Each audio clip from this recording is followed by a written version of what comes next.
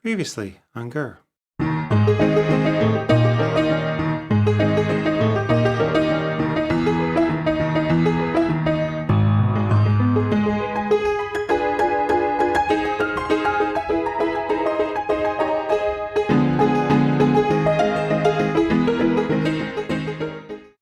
love this show.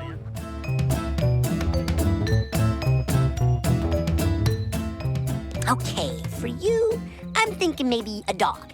Can I be a mongoose dog?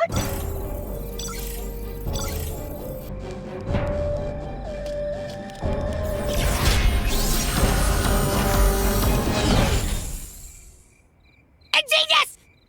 Hello everybody and welcome to Kelly Arts, where if it's worth doing, it's worth overdoing. Do you realize what this means? Yes. Wait a minute. No. So today, I bring the last installment of our Gur project, in his most adorable form. Skrr! Yes, sir. Right away. The beginning of the process we've seen twice already, so I'll breeze through it fairly quickly. That is assuming you've seen my prior Gur videos. And if you haven't seen my prior Gur videos, go watch my prior Gur videos, come on. This Gur is different than the other ones, as it's him in his dog disguise. The head is welded completely to the body, with the arms and legs sprouting out like little Vienna sausages.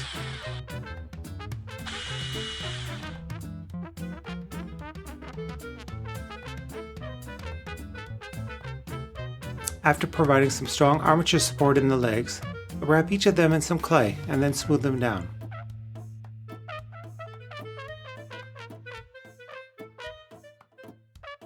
Since his legs aren't the cones of his normal form, I don't have to worry about the bell-bottom effect here.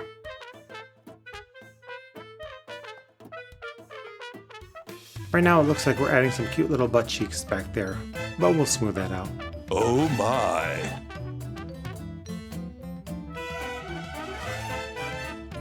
For his arms, we use some twisted armature wire as the base. Then we'll wrap a little clay taco around it.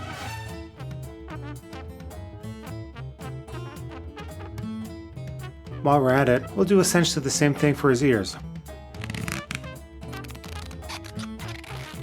only using thinner wire, and use longer, flatter tacos. Tacos!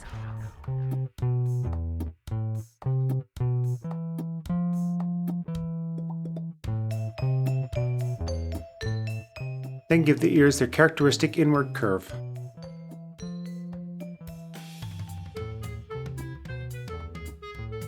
Whee! The eyes of this Gur are finally round circles. No squinting this time. Measured out the diameter of the eyes based on this printout I have. Then I make a ball of clay and cut that in half.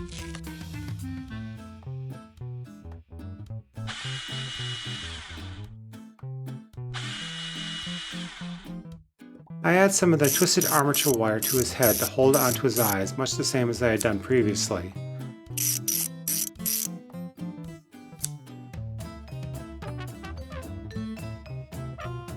But when I went to add these eyes, I noticed they were too big. So I removed some of the clay and made them smaller. I think they look pretty good now.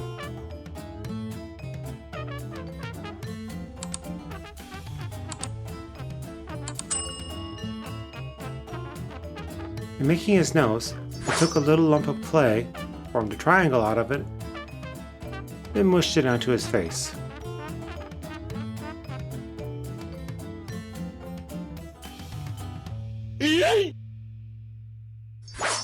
For his tongue, I rolled out a little blob of clay, then cut a distorted rectangle from it.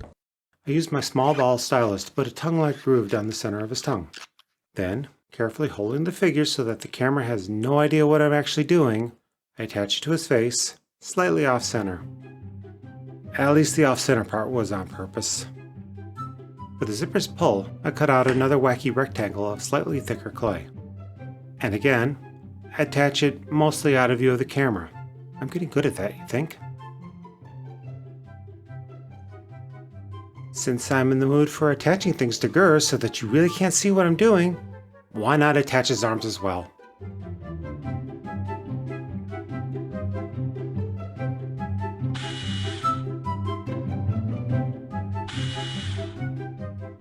Okay, I'll be nice and let you kinda see what I'm doing when I attach the ears.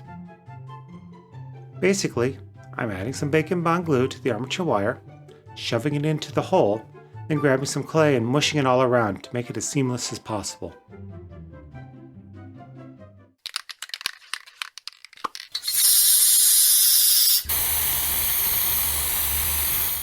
I found this color called Jadeite at Michael's the other day, and I think it's a pretty good match for his skin. I paint an initial base coat over everything except his eyes. I'll skip showing me painting his eyes, which is essentially painting white over white. Ooh.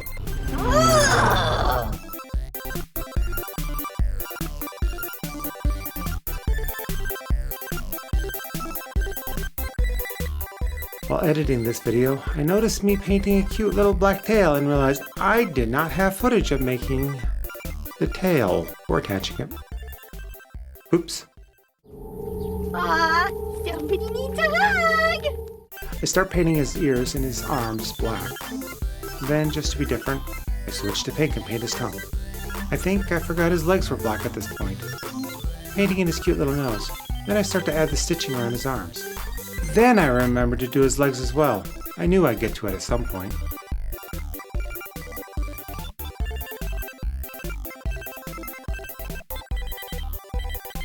Adding some stitching marks around his legs. Remember, this is a costume after all. He's disguised as a dog, you fools! The zipper and his pull get a base coat of Gur Gray. We'll add the line work later for that. Can't forget the seam that runs up his body. I was at Indie Comic Con recently and I met somebody cosplaying as Gur. She had the same seam on her face as Gur did. Very well done and very cute. The gray of the zipper should be done now, so I'll do the outlining of it showing the zigzag pattern. I use my ball stylus to make the eyes by dipping it into the black paint, then ever so carefully touching it against his eyes. That way I get perfect circles.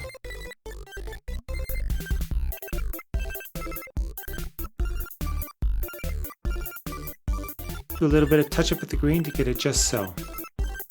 Then I add the UV resin to give his eyes some shine.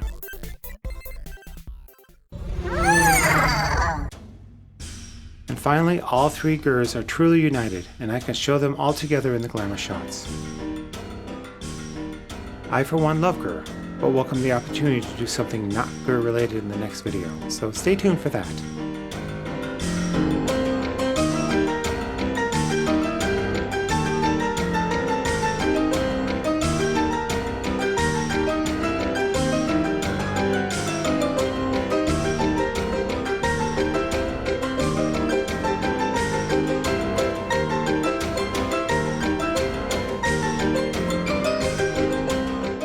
See you in the next one.